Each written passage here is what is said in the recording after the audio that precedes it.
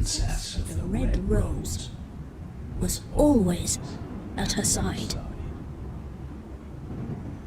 Then one day, her mummy and daddy died suddenly, and the poor little girl was sent away to a strange house. I was on a bus, surrounded by darkness, travelling down a quiet country road in the dead of night. I had drifted off to sleep at the back, wrapped in the serenity of the moment. But then, something unusual happened at the front of the bus. A young boy sat there, reading a handmade storybook. He suddenly awoke me and begged me to read the rest of the story to him. It was an odd request, but I agreed. I took the book, but as I flipped through its pages, I was in for a shock. Most of them were blank. Confused, I looked up, and the bus came to a sudden stop. In a rush of panic, the boy bolted from the bus and down the dark road. I shouted for him to wait and followed him off the bus. But as I stepped off, the bus sped away, leaving me all alone in the stillness of the night. Please.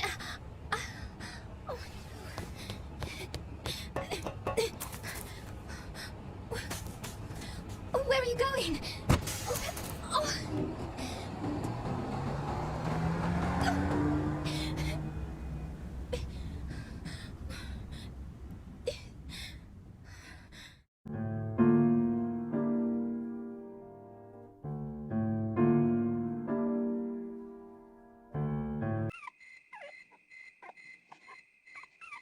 I followed the boy up a strange hill, guided by the sound of a familiar dog barking.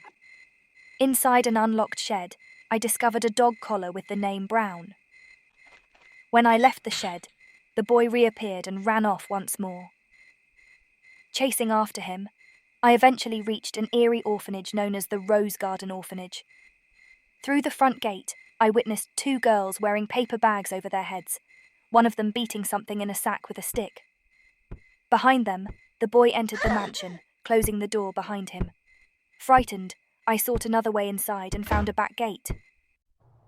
But when I returned to the front, the girls and the sack had vanished.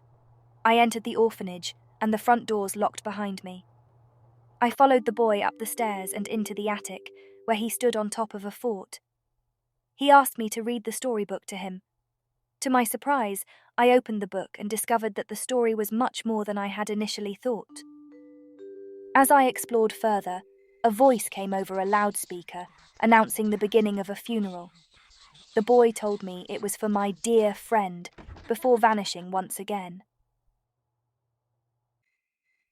In the inner courtyard of the orphanage, I stumbled upon a grave and felt an inexplicable connection to it. I began digging frantically and unearthed a coffin. Peering inside, I discovered the same beaten sack from earlier. But before I could investigate further, the girls wearing paper bags closed in around me. They commented on how dirty I was, which seemed to be their signal to ceremoniously pour water over me. Then, a voice over a loudspeaker started giving a strange pre-flight speech. The girls pushed me into the coffin, sealed it shut, and carried me away into the darkness. It was a bizarre and chilling turn of events that left me with more questions than answers.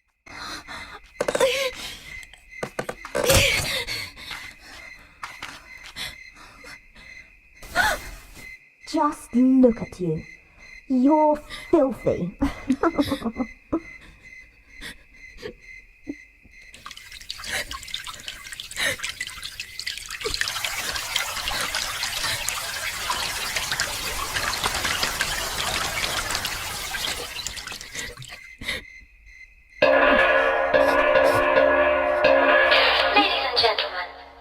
Joining us on our flight. Attention all passengers. We will be taking off in a short while. Please take all large luggage to Section 8 of the freight storage compartment. Thank you.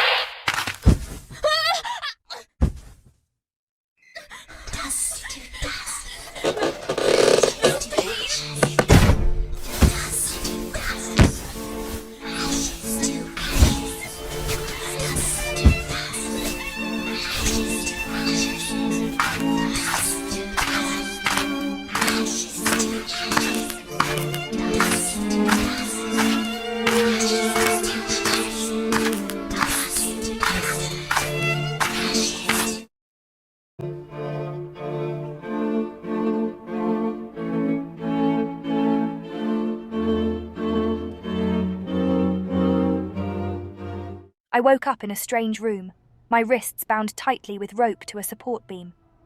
The boy's voice came over a loudspeaker, cruel and mocking. He accused me of being a bad girl and explained that I had to offer a monthly gift to the Red Crayon Aristocrat Club, or he, the ruling prince, would end my life. Then, in an unexpected twist, he lowered a pair of scissors on a pulley, cutting me free. I was on my own now.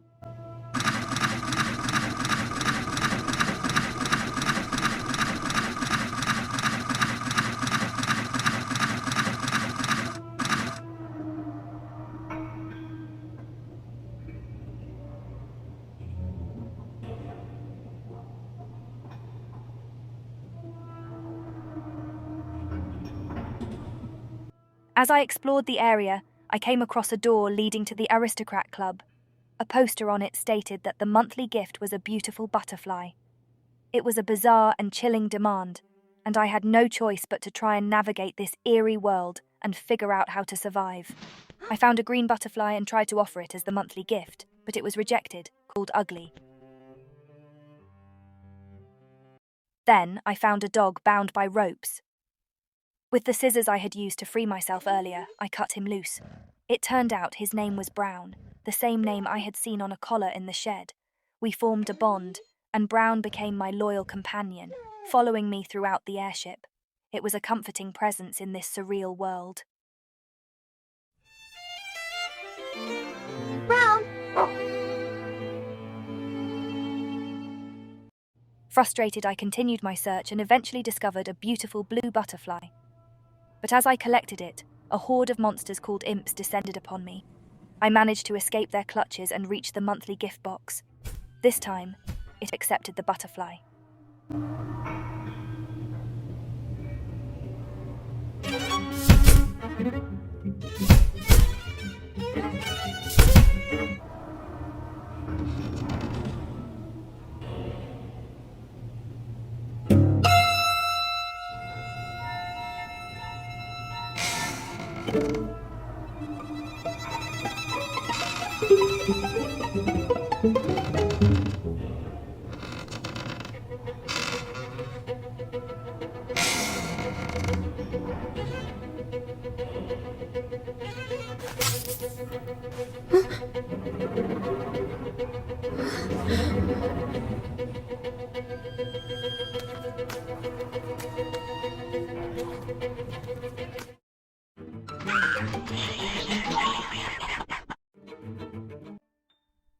Inside the club room, Diana was ruthless. She threw me to the ground, declaring my butterfly was worth nothing. To punish me, Diana and the other aristocrats forced Amanda to poke a stick with a rat tied to it onto my face. The pain overwhelmed me, and I fainted, lost in this twisted world of cruelty. Ladies and gentlemen, welcome to the Aristocrat Club. Thank you all for gathering here today.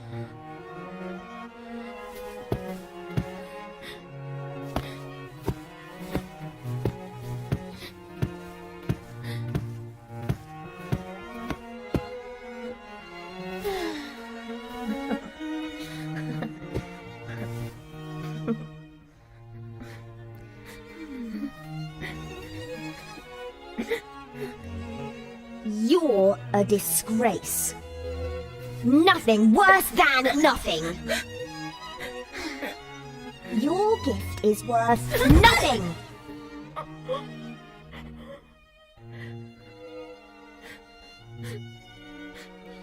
Amanda.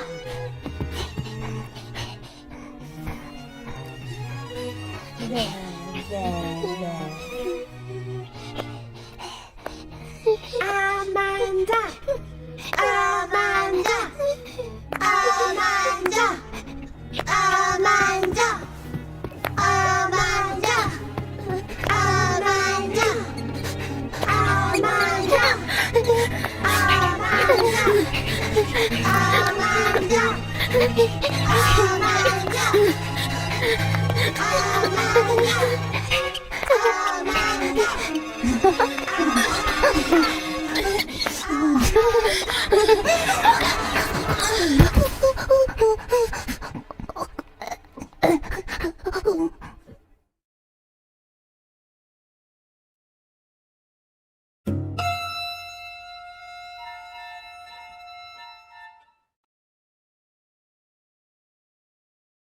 After waking up in the filth room, I found a letter from Amanda, asking me to meet her at the airship's highest point and apologising for the rat punishment. On the airship's roof, Amanda begged for my forgiveness. I was just so scared.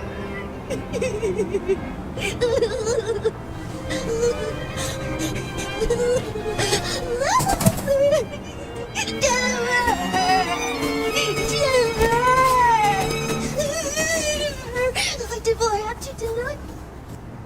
I had no choice. They would have hurt us both, wouldn't they? I'm sorry. I'm so sorry. But it's my turn. Don't think you have to hold back. Do it like this. And this. And this. And this. Oh, and this. And like this. And this.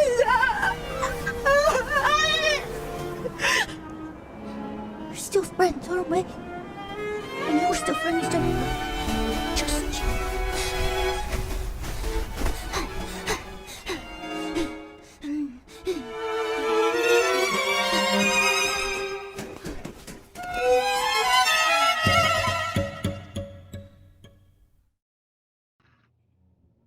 Soon after, the Aristocrat Club called me to find Wendy's missing pet rabbit, Peter.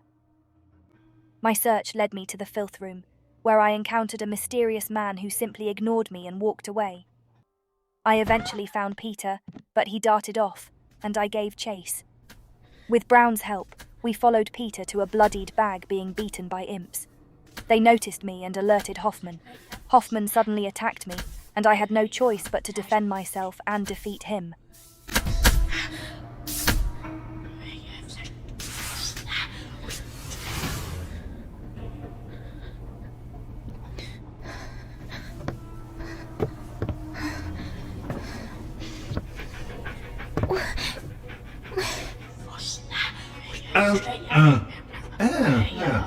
Yeah. Why, you little rat, Jennifer? Did you make a mess again? This is unforgivable, you dirty, dirty girl.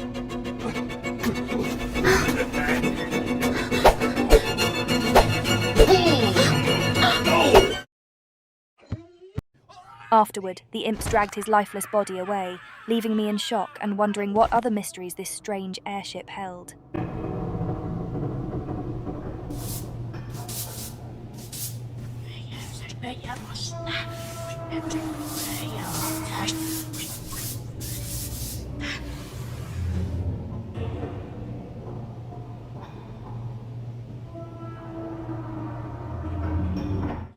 I carried the bloodied bag to the monthly gift box, and to my surprise, Peter scurried out and into the aristocrat's room. Inside, I was promoted, and Amanda was demoted by the aristocrats. They decided to repeat the rat punishment, but this time, I had to administer it to Amanda. As I placed the rat on her face, she immediately fainted. However, when I looked at the rat myself, I realized it was covered in maggots. The sight overwhelmed me, and I too fainted, lost in this macabre world of twisted punishments.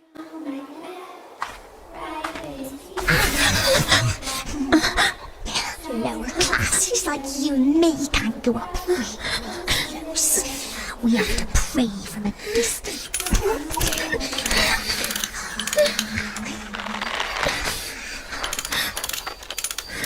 Ladies and gentlemen, welcome to the Aristocrat Club. I wish to thank you for gathering here today.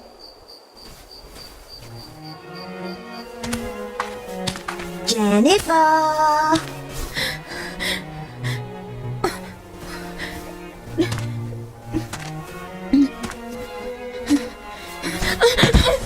May I have your attention?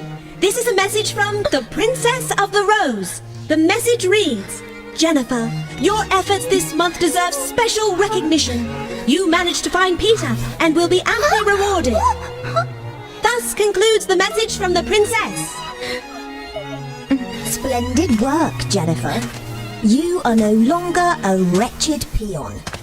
Amanda, on the other hand, has been demoted.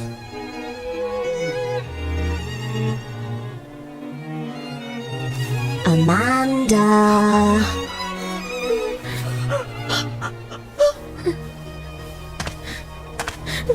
It's time, Jennifer. Jennifer. Jennifer. Jennifer. Jennifer.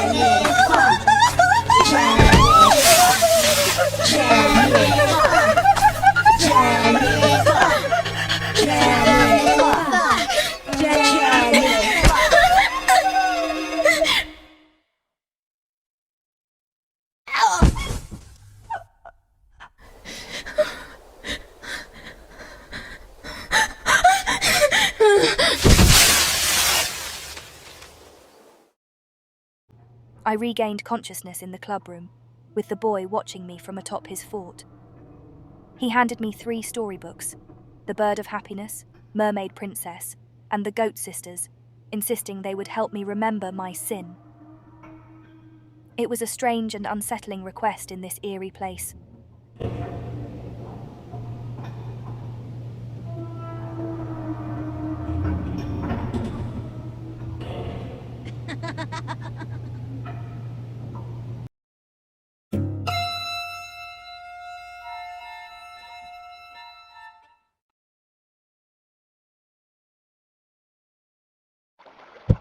I woke up in a room with Diana, and she noticed that Hoffman's fish had disappeared. Diana left me alone to search for the missing fish.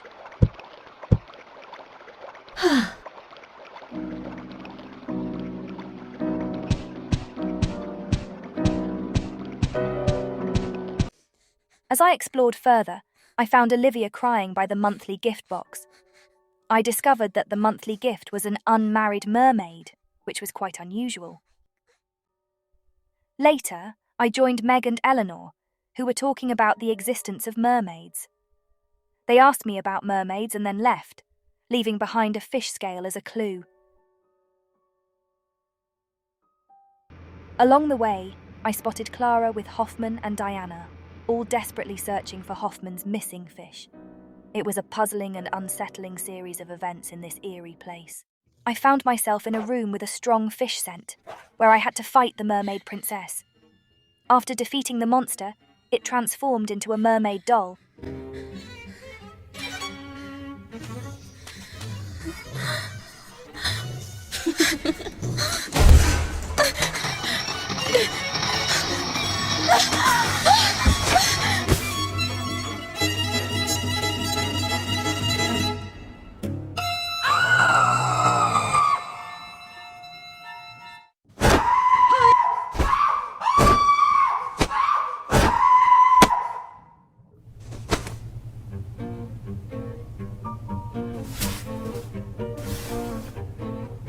What in blazes?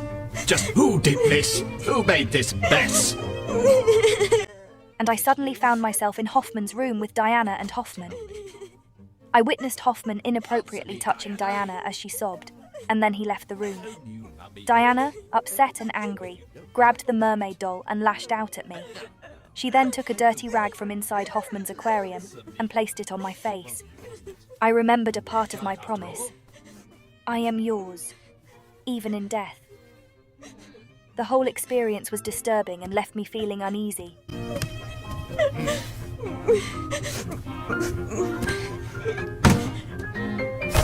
Yuck! How disgusting! Ugh.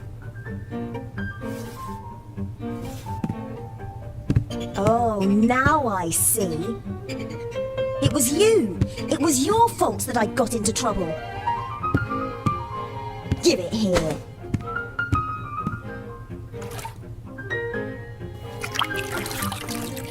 Oh my, I see a stain. I've got to clean it up, or Mr. Hoffman will be angry with me.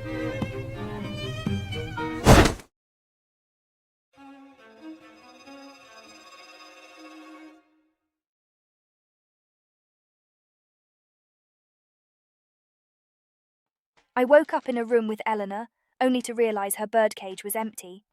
She left the room. As I ventured out, I overheard Diana and Meg gossiping about Eleanor. They walked away, dropping a red feather, which I picked up. It seemed important. I later discovered the monthly gift was the Bird of Happiness.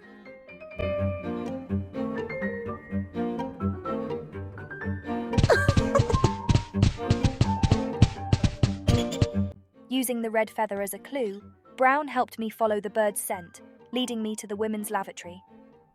Inside one of the stalls, I found a bird drawing in blood. But as I listened in on Diana and Meg, they caught me eavesdropping, and my presence was revealed.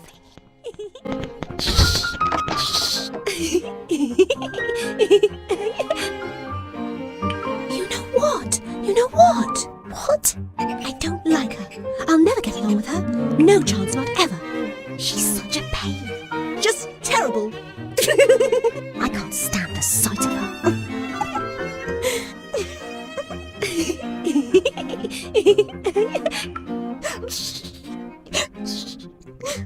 Yes, she had it coming. Yes, she deserved it. Are we too cruel? Heavens, no. You're right. It's her own fault.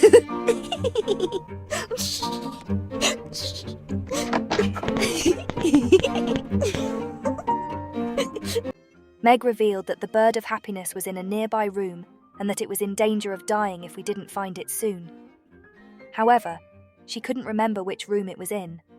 Diana and Meg made a heartless bet, wagering on whether Eleanor would cry or get angry when she found her bird dead.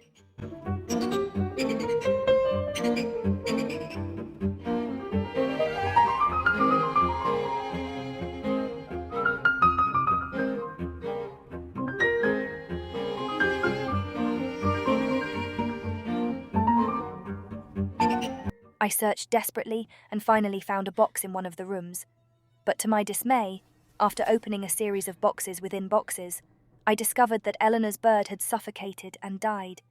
It was a tragic and haunting discovery that weighed heavily on my heart. Eleanor entered the room, took her bird's lifeless body from my hands, and placed it back in its cage with an eerie apathy. She then casually donated it to the Aristocrat Club's gift box. Meg and Diana followed Eleanor, leaving me behind in a strange mix of shock and sadness. It was a deeply unsettling moment, and I was left alone with the weight of what had just transpired.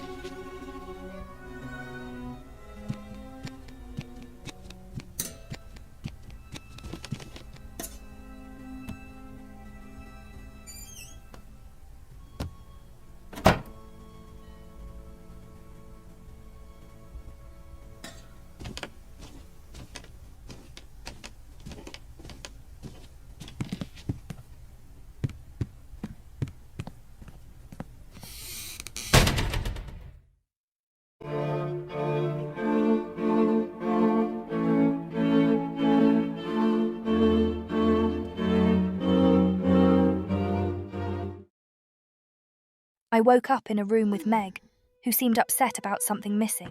She left, leaving me to wonder. Later, I talked to Diana and Eleanor. They told me Meg's love letter to Diana was missing. Diana confessed she ripped it in half because she was tired of Meg's constant presence. Now, they want me to find the other half of the letter.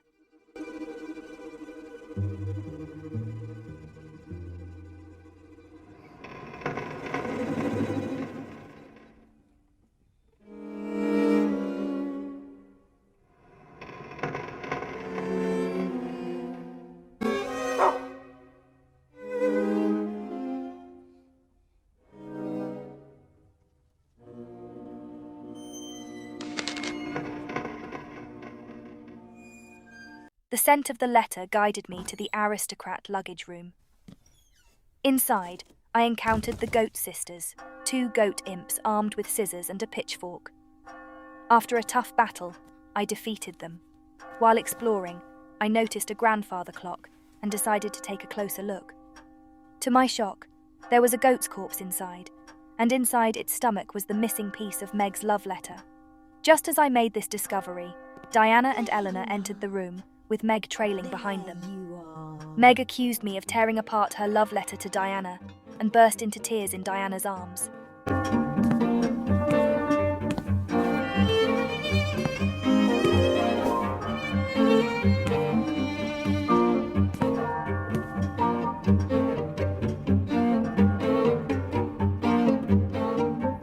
Why do you have it?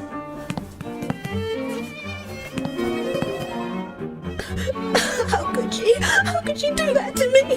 What did I ever do to her? I can't get along with girls like her. It's into the onion bag for her. Feeling utterly disgusted and betrayed by Meg's actions, she commanded the aristocrats to stuff me into the onion bag. Other children started placing insects inside it, and I was trapped, horrified. The fear and helplessness overwhelmed me, and I eventually fainted inside that wretched bag.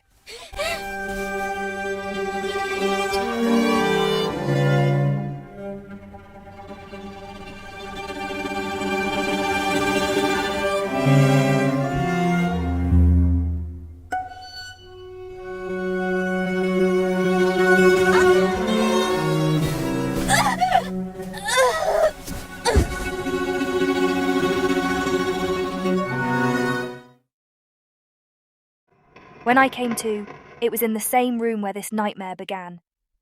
It was then that a part of my promise echoed in my mind. Even true love is quickly shredded by conflict.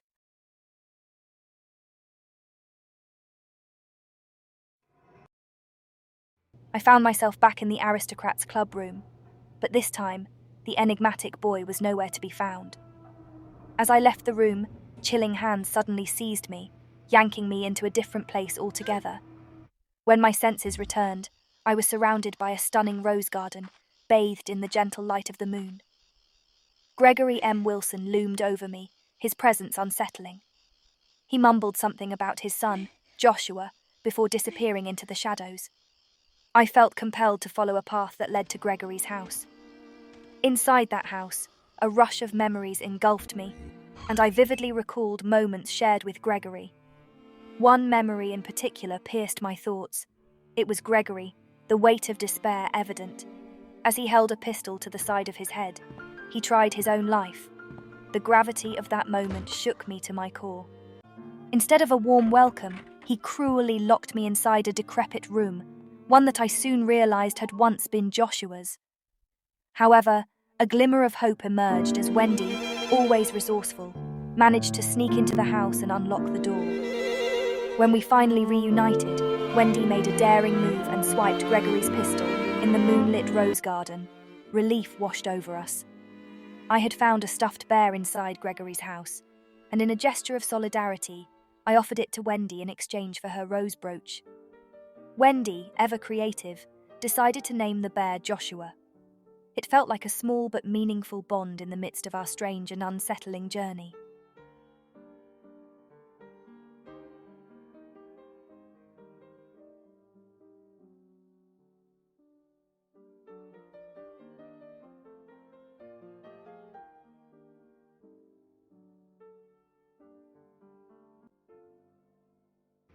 After surviving the ordeal in the gingerbread house, I found myself back in front of the Aristocrat Club's door.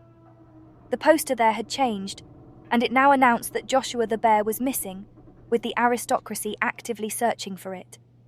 The reward for finding this stuffed bear was a simple red crayon. While I stood there, I noticed Gregory leaving a storybook outside of Amanda's room. Curiosity got the best of me, and I decided to pay Amanda a visit. When I entered her room, Amanda was visibly startled by my presence. She quickly asked if I suspected her of stealing Joshua, and she pointed the finger at Wendy.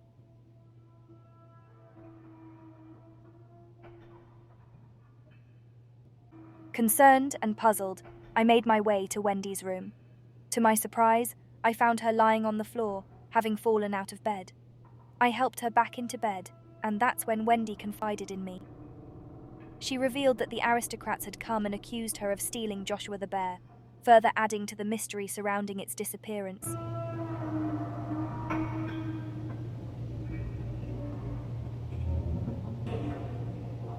I was searching for Amanda when I stumbled upon a truly bizarre sight. There she was, dragging what appeared to be a lifeless body, my own body to be precise. It was a chilling and surreal moment that sent shivers down my spine. Amanda managed to escape to the top of the airship using an elevator, and I desperately tried to follow. But just as I reached for the elevator button, the power went out. Diana's commanding voice rang out, instructing me to restore the power. With determination, I set out to do just that. Upon investigating, I discovered that Xavier had swiped one of the power generator's levers, adding another layer of confusion to this bizarre puzzle. After finding the missing lever and restoring the power, I rode the elevator to the top of the airship. What awaited me there was beyond comprehension. Amanda was vigorously beating something with a stick, and I couldn't quite grasp what was happening. As I approached, Amanda suddenly returned Joshua to me. My confusion deepened as I realized she'd been ruthlessly beating a handmade doll resembling me. The shock and bewilderment of that moment overwhelmed me, and I couldn't help but faint in the face of such inexplicable events.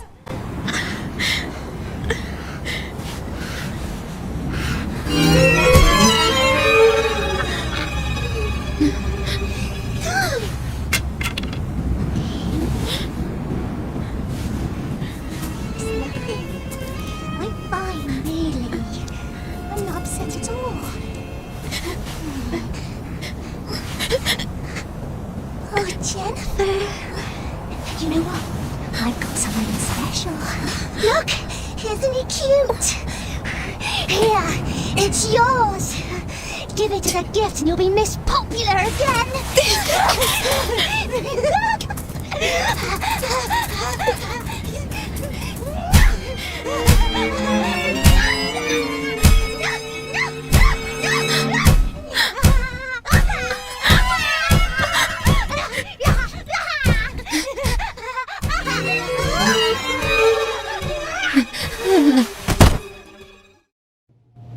Waking up from the surreal encounter with Amanda and the mysterious boy, I quickly realized that Joshua had been stolen from me once again. Determination coursed through me, and I embarked on a relentless chase through the labyrinthine airship. The pursuit eventually led me to the door of the aristocrats' clubroom. There, to my immense relief, I found Joshua. Without hesitation, I placed him into the monthly gift box as promised. As a reward, the aristocrats gave me the coveted red crayon I had been promised.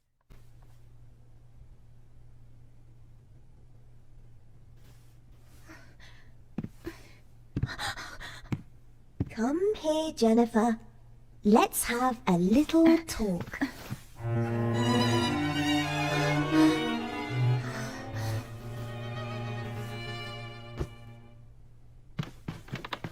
She's the one who stole it.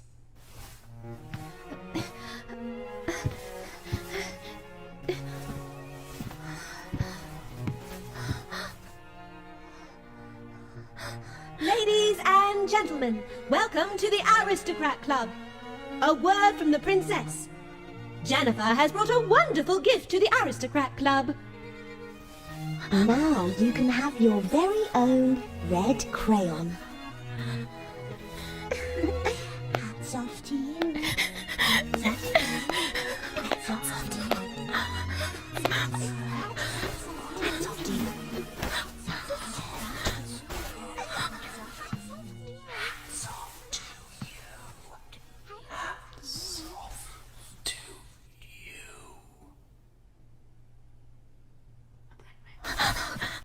But just as I thought things were finally making sense, the aristocrats inexplicably vanished into thin air. In their place, a swarm of imps materialized seemingly out of nowhere. Panic set in as they surrounded me, swiftly tying my body with ropes. Overwhelmed and terrified, I couldn't hold on any longer and succumbed to unconsciousness. Lots and lots and lots for you. No, please!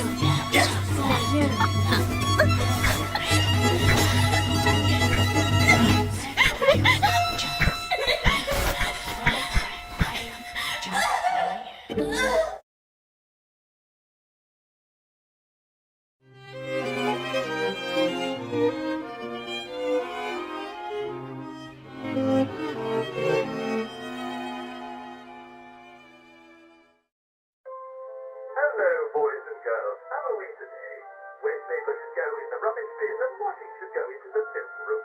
It's time to spring clean our home. Everyone bring your brushes and dustpans and gather round. Do I make myself clear, children? I awoke in the eerie confines of the Rose Garden orphanage, my body bound to a pole with unforgiving ropes. To my shock, my dress bore strange red crayon markings, and as I tried to speak, red crayons spilled from my mouth. It was a nightmare come to life. As the sun began to set, Hoffman's voice crackled through the intercom, announcing that it was cleaning time. Trapped and helpless, I desperately reached out to Brown, who was also in the room. With his help, I managed to free myself from the tight ropes.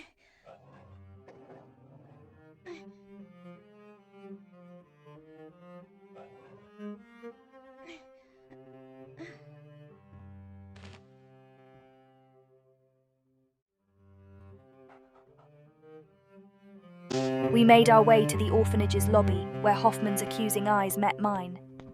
He accused me of playing hooky once again and ordered me to assist the other children with their cleaning duties.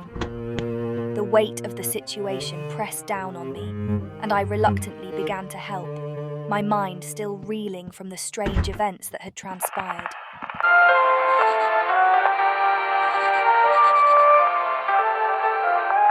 You dirty wretch. Why are you always trying to get out of work? Can't you do your job like all the other children? I tried to reach out to the other children, but they all ignored me as if I were invisible. Instead, they hurled crumpled pieces of paper my way, each one bearing cruel and insulting messages like "liar" and "filthy." It was a relentless barrage of disdain and rejection.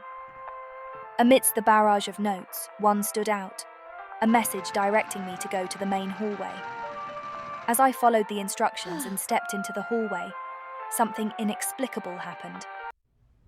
Day turned to night in the blink of an eye, and through the intercom, Hoffman bid the children good night. With trembling hands, I unfolded the crumpled paper I held, and my heart sank into a pit of horror. The message revealed a chilling truth. I had become the monthly gift, a fate that sent shivers down my spine. Eleanor, Xavier, Meg, Susan, Nicola, Thomas, Clara, Olivia. Be thankful for this wonderful day, and let us pray for an even better day tomorrow. Get ready for bed, and may you have a good night's rest.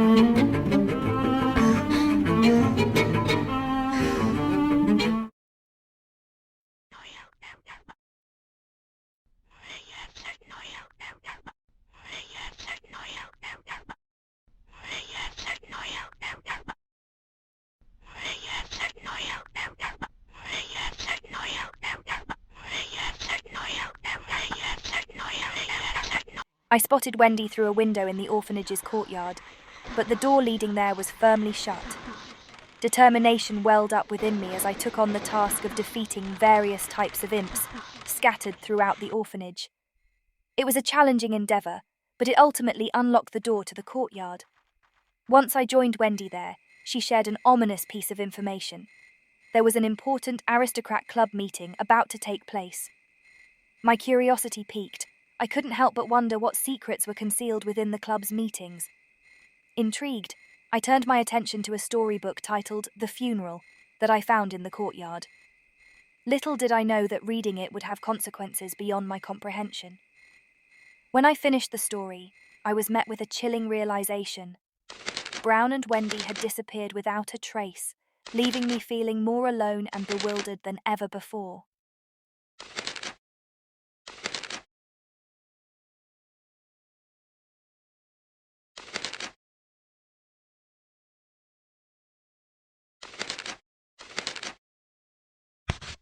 Inside the club room, a horrifying hallucination gripped me as I saw what appeared to be Brown's lifeless body. The room seemed to close in around me as I struggled to make sense of this twisted reality.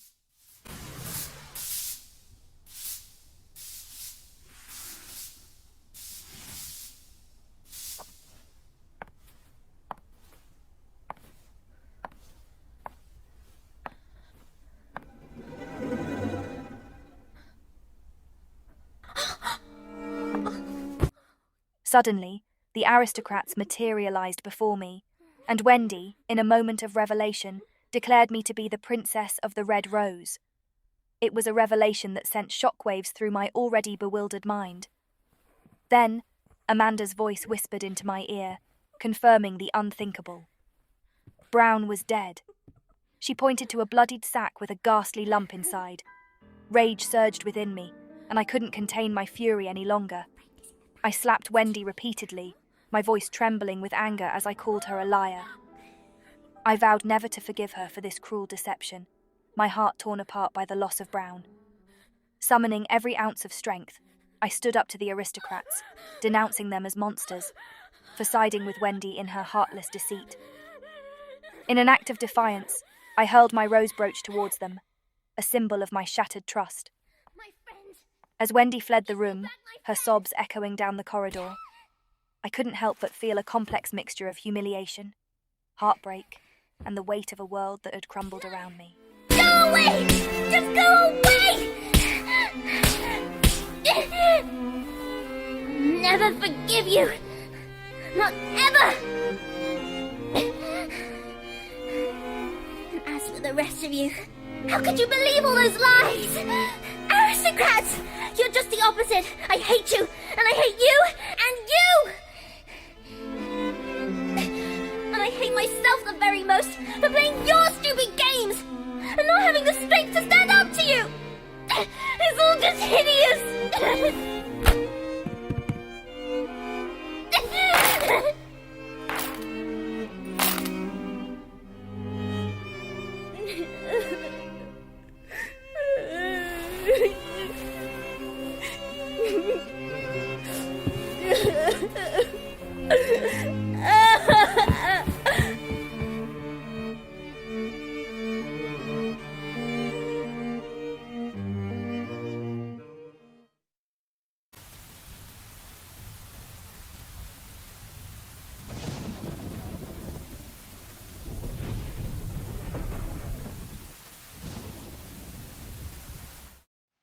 Awakening to the sound of rain tapping at my window, I found myself in the dimly lit room of the orphanage. Laughter from Amanda and Susan reached my ears, their voices beckoning me to join them. Intrigued yet cautious, I followed their calls. Amanda guided me into a room where the enigmatic red crayon aristocrat club awaited. They asked me to become the new Princess of the Rose, a proposition that hung in the air. Greetings, Princess. Please forgive all that I've done. Greetings, Princess Jennifer. Thank you very much for coming to our new aristocrat club. Greetings, Princess Jennifer. From now on, you'll be our new princess. Now, Princess, please think up a new game. Please lead us. We are yours to command, Princess. Princess, go ahead! Guide us! We need you! We don't know what to do! Before I could voice my decision, Susan's sharp eyes spotted Wendy outside the orphanage.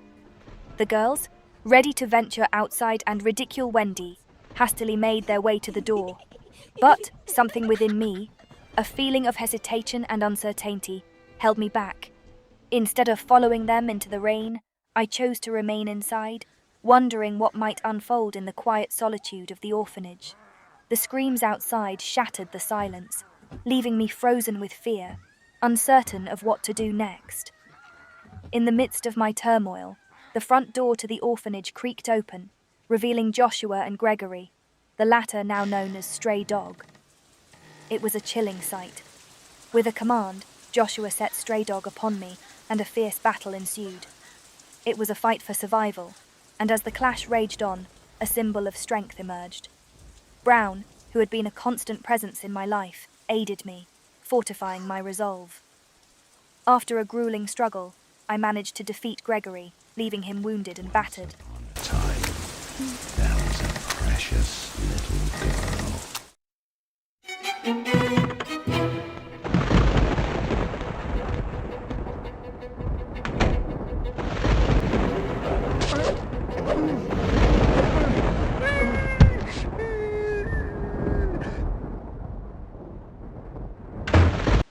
As I stepped outside in search of Joshua, the truth began to unravel. Joshua revealed himself as Wendy, confessing that she had brought Stray Dog into our lives for selfish reasons.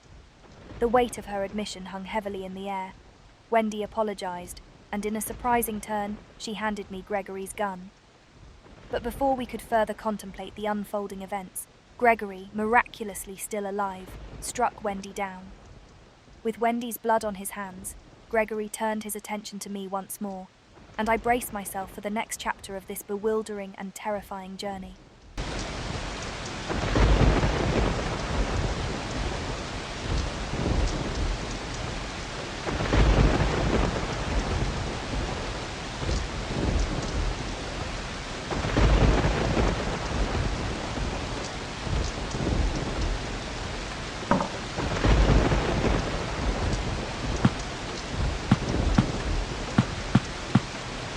I handed the gun to Gregory, knowing that the darkness that had consumed him needed to end.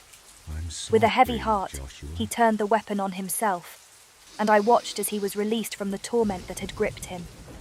As the echoes of the gunshot faded, I found myself running toward a bright, otherworldly light that beckoned me.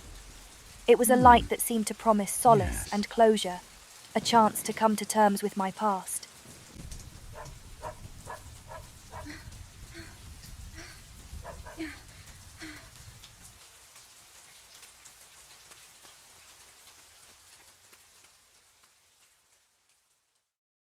In an instant, I became Jennifer as a little girl once more, back in the familiar confines of the Rose Garden orphanage.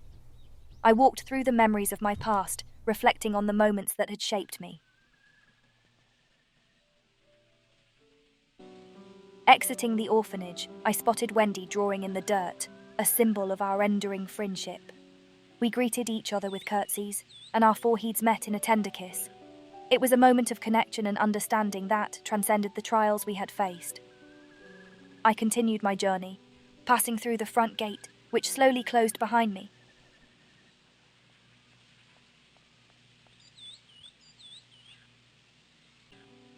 I reached the shed and gave Brown the collar I had lovingly crafted for him. As I did, I remembered the promise I had once made to Wendy, and now made the same vow to Brown. Everlasting, true love, I am yours. With a heavy heart, I locked Brown in the shed, promising to protect his memory and the love we shared until my own journey came to an end.